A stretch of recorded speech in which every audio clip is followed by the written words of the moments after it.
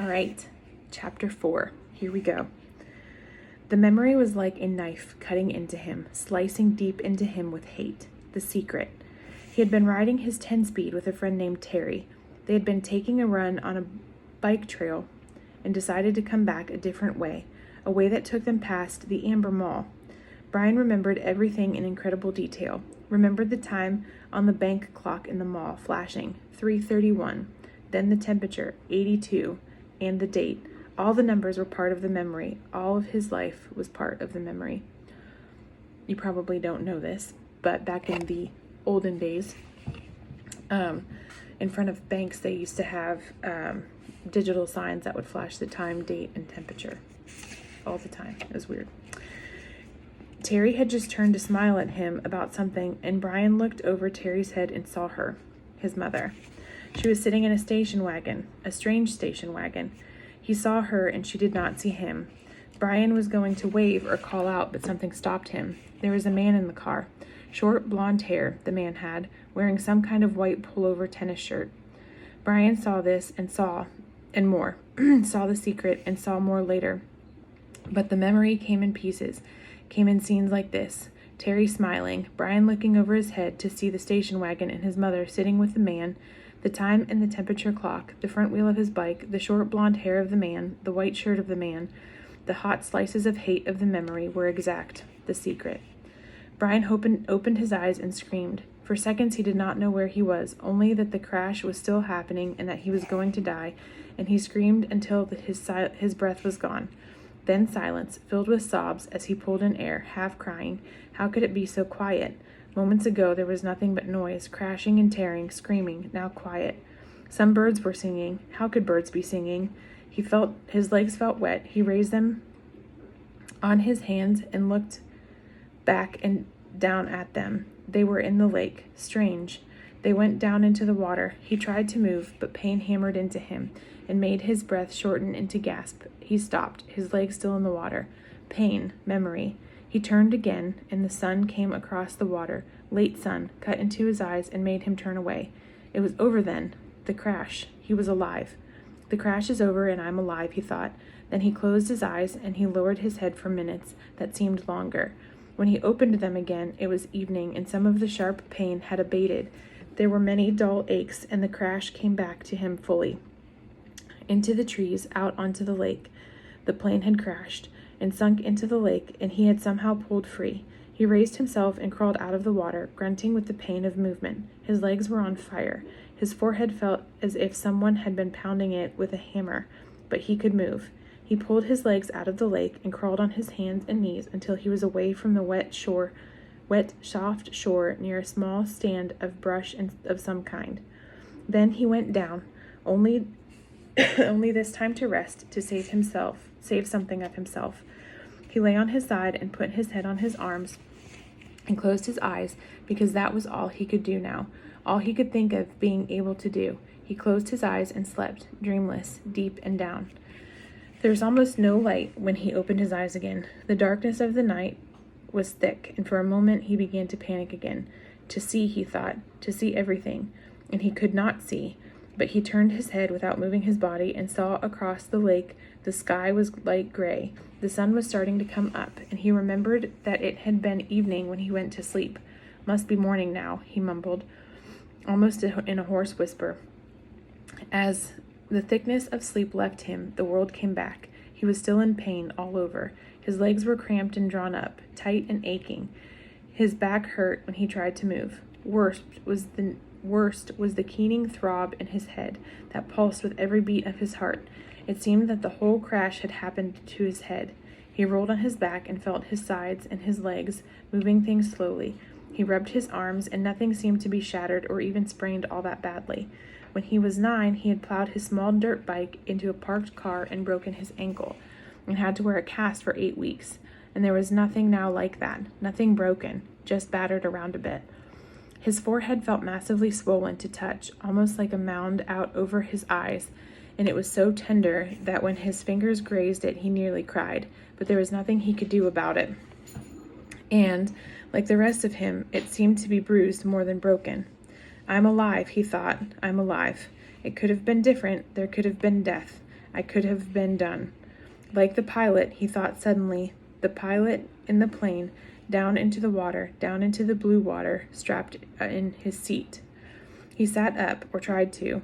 The first time he fell back, but on the second attempt, grunting with effort, he managed to come to a sitting position and scrunched sideways until his back was against a small tree where he sat facing the lake, watching the sky get lighter and lighter with coming dawn. His clothes were wet and clammy, and there was a faint chill. He pulled the torn remnants of his windbreaker pieces really, around his shoulders and tried to hold what heat his body could find. He could not think, could not make thought patterns work right. Things seemed to go back and forth between reality and imagination, except that it was all reality. 1 second, he seemed only to have imagined that there was a plane crash, that he had fought out of the sinking plane and swum to shore, that it had all happened to some other person or in a movie playing in his mind. Then he would feel his clothes wet and cold, and his forehead would slash a pain through his thoughts, and he would know it was real and it had really happened, but it all in a haze world. So he sat and stared at the lake, felt the pain come and go in waves, and watched the sun come up over the lake. It took an hour, perhaps 2. He could not measure time yet and didn't care, for the sun to get halfway up. With it came some warmth, small bits of it at first, and with heat came clouds of insects, thick swarming hordes of mosquitoes that flocked to his body, made a living coat on his exposed skin, clogged his nostrils when he inhaled, and poured into his mouth when he opened it to take a breath. It was not possibly believable. Not this. He had come through the crash, but the insects were not possible. He coughed them up, spat them out, sneezed them out, closed his eyes, kept brushing his face, slapping and crushing them by the dozens, by the hundreds. But soon as he cleared a place, and soon as he killed them, more came, thick, whining, buzzing masses of them, mosquitoes and some black flies he had never seen before, all biting, chewing, and taking from him. In moments his eyes were swollen shut, and his face puffy and round to match his battered forehead. He'd pulled torn pieces of his windbreaker over his head and tried to shelter in it, but the jacket was full of rips and it didn't work. In desperation, he pulled off his t-shirt to cover up his face, but that exposed the skin of his lower back, and the mosquitoes and flies attacked the new soft flesh of his back so viciously he pulled the shirt down.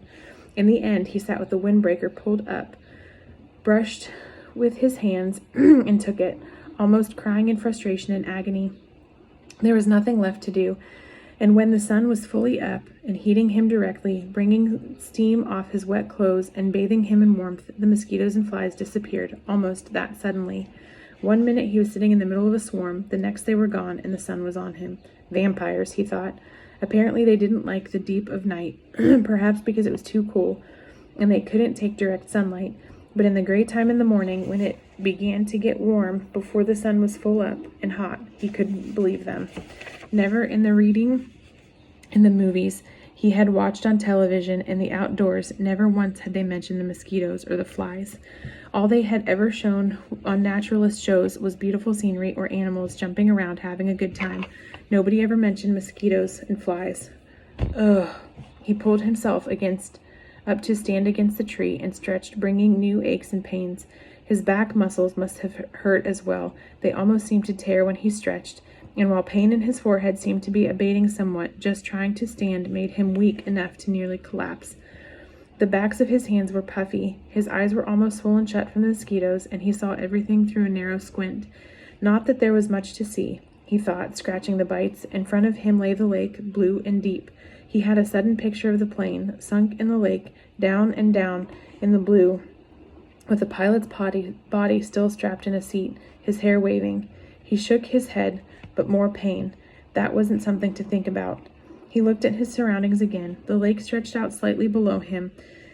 He was at the base of the L, looking up the long part with a short part coming out to his right. In the morning light, calm, the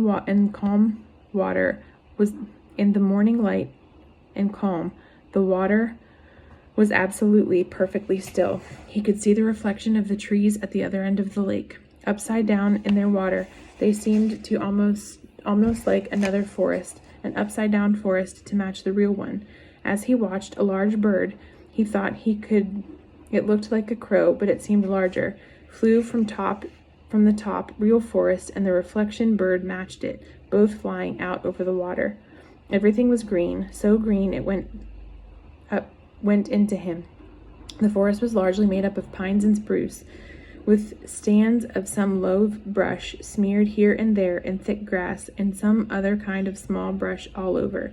He couldn't identify most of it, except the evergreens and some leafy trees he thought might be aspens. Sorry, my dog is barking at something and it scared me a little. He'd seen pictures of aspens on the mountains on television.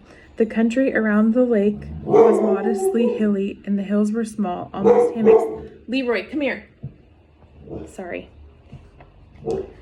And there were very few rocks except to his left. There lay a rocky ridge that stuck out, overlooking the lake, about 20 feet high.